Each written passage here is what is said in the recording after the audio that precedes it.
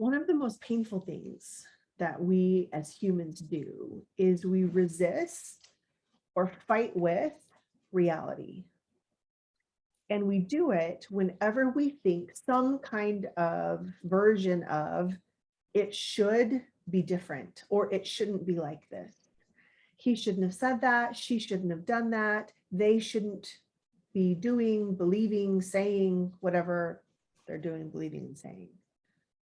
Because what happens is things that we don't control, we think should be different or controllable, and they simply aren't. And so we spend a lot of time spinning, wanting things to be different, being upset that they're not, and causing ourselves a lot more pain than is necessary. Let me give you an example.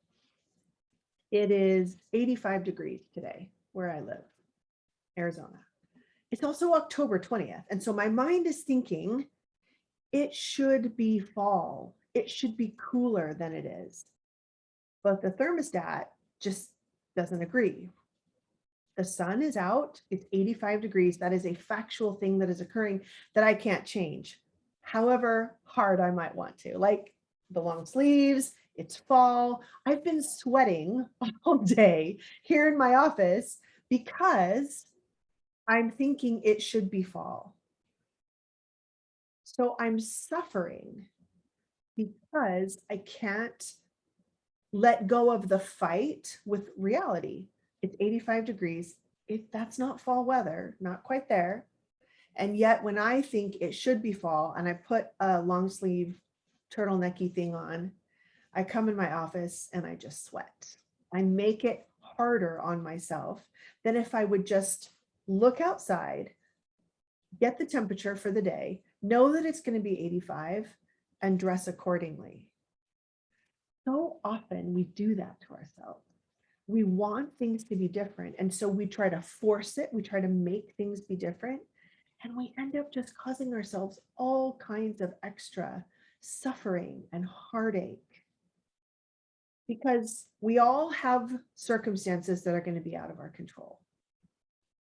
85 degrees. Let's say that that is about this big, that circumstance, or that, just to quantify it, to give us something to look at visually so I can explain this another way. So 85 degrees, about this big.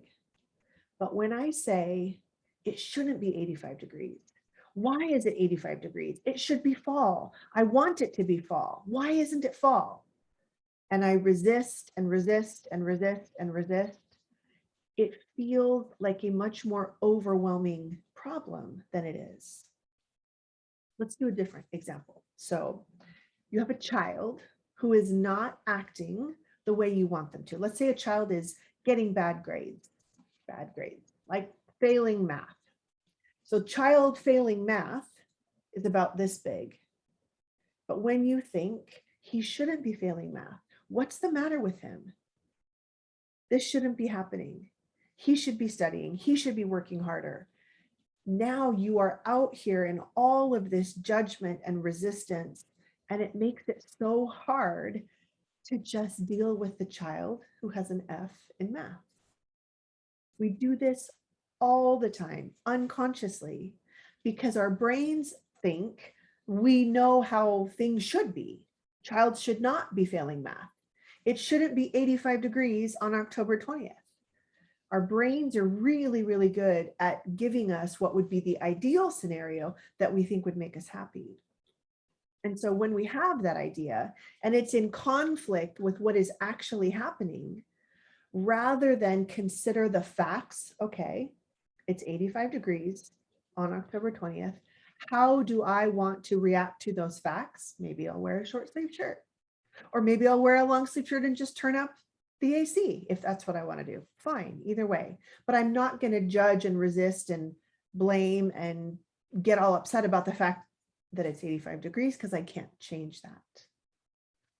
So child who's getting an F in math, rather than blame and judge and criticize and resist the facts of what is happening, to stay present and to not fight, requires that we recognize that our influence, first of all, we can't make the child, right? We can't make the child pass math. But that if we are going to have a chance of having any influence or any opportunity to be helpful, that's not going to come from a place of resistance. That's not going to come from a place of thinking that something has gone wrong and that it has to change. We can still want the F in math to change, but we are more likely to get what we want when we don't resist, when we don't fight. And that can be as simple as just dropping the should. Kid, math, F. Those are the facts.